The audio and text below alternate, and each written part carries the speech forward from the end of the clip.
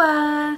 Hi guys! Welcome back to my channel today. Today is September 7, 2019. So another video again. And today's video is we will talk about bakit nga ba hindi uso dito ang katulong sa Japan. So guys, iisa-isahin natin yan ayon sa aking mga knowledge at sa aking mga nabasa. So gusto ko i-share to sa inyo lalo na kung mga tamad kayo magbasa. And this is for you guys.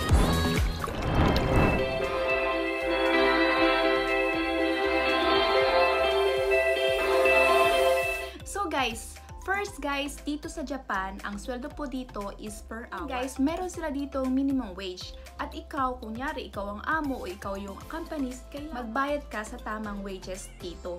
Otherwise, malaki pong multa yon.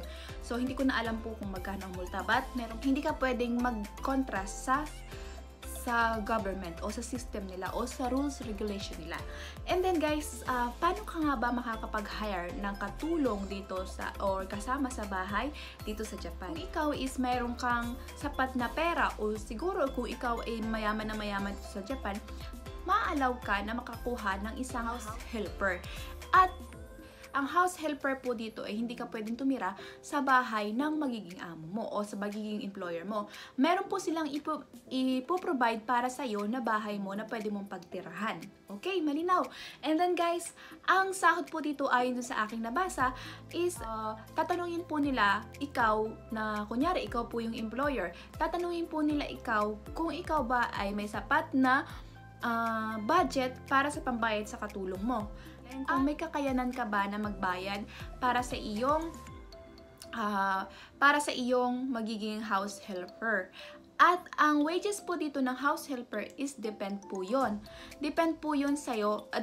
Depende po yun sa magiging trabaho ng iyong house helper. Kung ikaw po is mag-aalaga ng bata, magluluto, maglilinis ka, so magiging deep cleaner po yun. Ang magiging sweldo po nun per hour is between 1,800 yen to 4,000 yen. Depende po yon. So, kung ang magiging alagaan mong bata is more than 1, mas mataas po yung magiging per hour mo. And then, ang trabaho po is 9 hours lang and 25 days a month. So, kung ikaw po is ordinary lamang na nagtatrabaho dito, kung ikaw po is, halimbawa na sabihin natin, engineer ka dito, kung engineer ka po, so, ang mangyayari po na baka po mas malaki pa ang sweldo na magiging house helper mo or kaya mo siyang pasweldohin pero halos wala nang matitira sa'yo.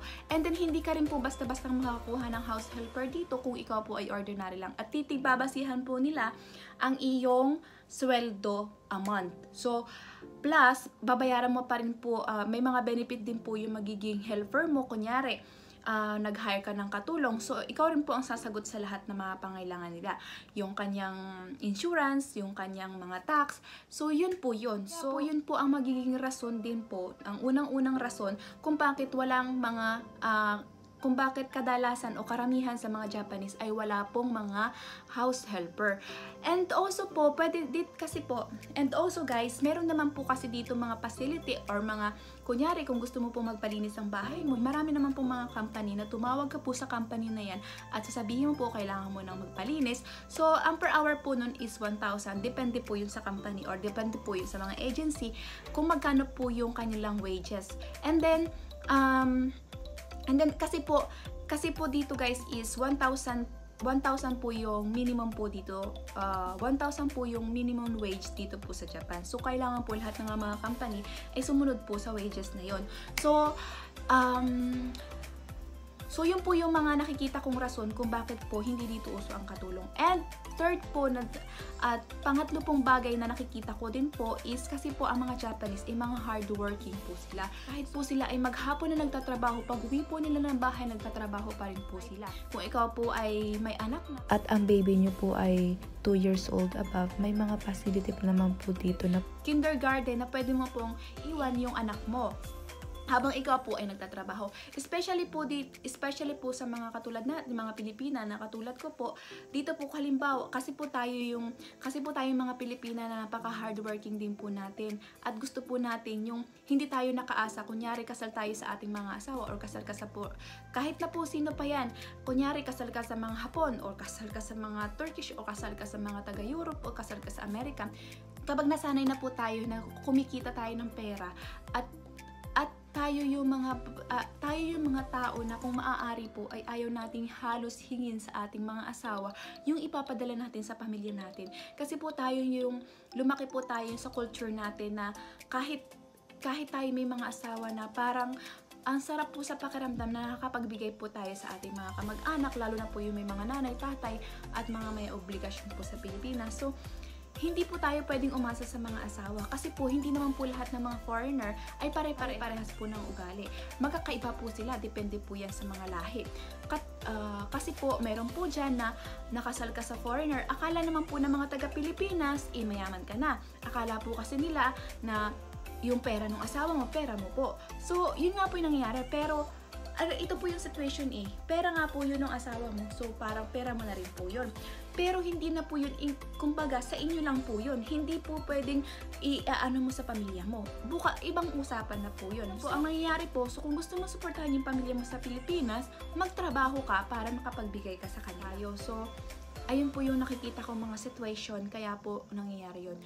At dito guys, kailangan susunod ka sa mga rules and regulation nila, and napakahigpit po nila dito. And para po sa akin, kung ikaw po ay mapunta dito sa Japan, sumunod ka po sa kanilang mga rules and regulation para sa iyo rin po ikakabuti.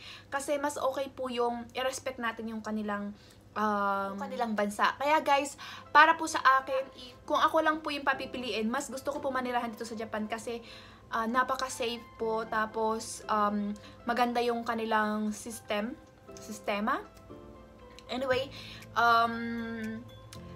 Anyway guys, lumalayo na tayo sa aking talagang real topic, but yun nga po, na-share ko na po yung konting kaalaman ko, kaya po wala dito house helper or mga house helper, kasi po mas ang mangyayari po is babayaran mo yung stay niya sa bahay mo, and kung ilang oras siyang nandun sa bahay mo. Kaya kaya po hindi uso dito yung housemate or katulong dito sa Japan, kasi mas mangyayari po mas malaki pa yung sweldo mo kaysa mas malaki pa yung sweldohin ng katulong mo kaysa dun sa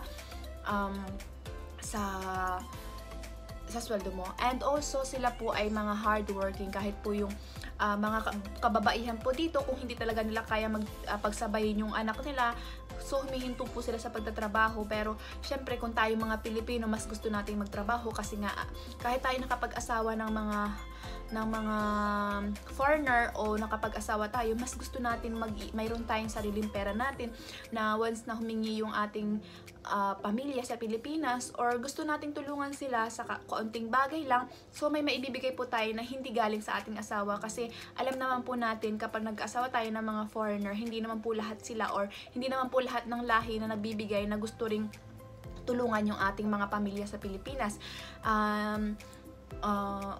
Magkakaiba, kasi po magkakaiba po tayo ng mga asawa, or magkakaiba po tayo ng mga napangasawa ng mga culture nila. So para po sa akin is, so kung kaya mo pong pagsabayin, kung kaya mo pong, kunyari ikaw nagpakasal ka po dito or mayroon kang anak dito sa Japan, kunyari ang pangasawa mo po is Hapon at gusto mo pong magsuporta sa iyong pamilya, talagang magkakayod ka rin po talaga. So kung meron po kayong anak po dito sa Japan, meron naman po kompleto naman po sa mga facility na pwede mong pag-iwanan, or garden na pwede mo siyang iwanan doon maghapon at ikaw naman po magtatrabaho. So mangyayari lang po is magiging full time ka na, magtatrabaho ka, plus sa gabi yung mga anak mo naman po ang aasikasuhin mo. So ganun lang po talaga. Kung may gusto tayong gawin, so talagang kailangan natin maging masipag. So yun lang guys ang share ko. Sana po makatulong ako sa inyo, at sana po nakapagbigay din po ako sa inyo ng nakatulong din ako sa inyo at nakapagbigay ng information about dito sa Japan. Maraming po salamat sa panonood nyo. Thank you and have a nice day. See you for the next one. Bye!